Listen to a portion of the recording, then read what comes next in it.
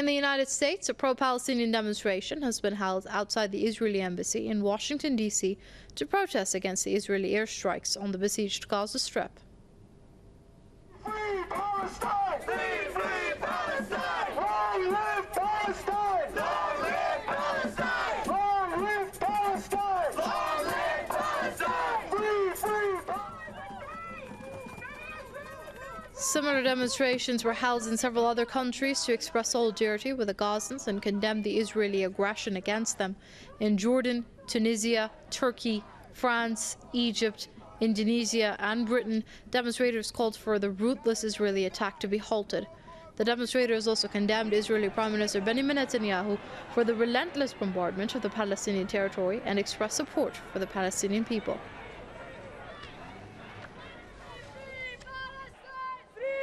About 1,000 people gathered in central Rome on Friday to say enough with Israeli oppression of Palestine and military incursions into the besieged Gaza Strip.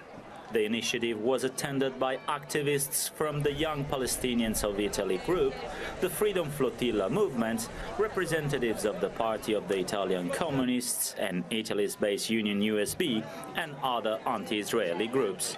It is while Israel's so-called Operation Protective Edge continues to claim lives in the impoverished Gaza Strip. All this is happening because the major imperialist powers support Israel. The ethnic cleansing of Palestine continues with the ongoing connivance of the international community. Rome is home of Italy's largest Jewish community, and tensions in the Italian capital erupted last week after the discovery of the 3 Israeli teens' bodies on the West Bank was reported around the world.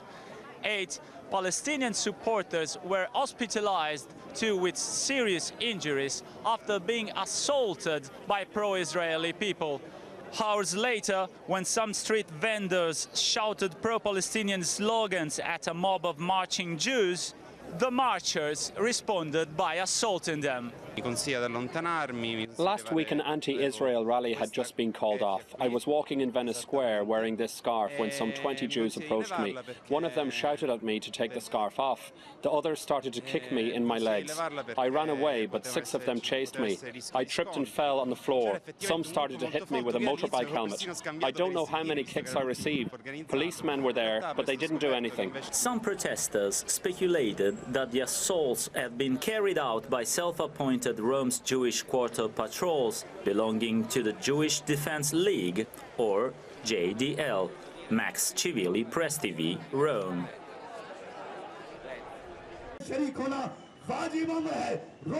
People in Pakistan hold nationwide anti-Israeli rallies. The demonstrators took a swipe at Tel Aviv for its atrocities against the residents of the Gaza Strip. In Lahore, protesters carried anti-Israel banners and chanted slogans against the Israeli authorities. The demonstrators called on the international community not to turn a blind eye on deadly Israeli airstrikes on Gaza, which has been killing the elderly, women and children. Religious scholars also blasted most Muslim countries for being quiet over the Israeli atrocities.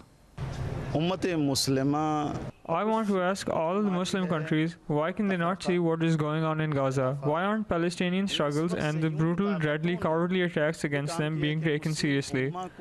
How many more of our sisters, mothers, brothers, sons and daughters will be slaughtered before we take actions against the Israel? The protesters also slammed the Western countries and particularly the United States for supporting Israel. They said those countries that throw their weight behind Israel should be boycotted in all forms by Muslim nations. Religious parties have called for an immediate stop to Israel's brutality in Gaza. They have demanded that Muslim world raise their voices in solidarity with the people in Gaza. Hamza Amir, Press TV, Lahore.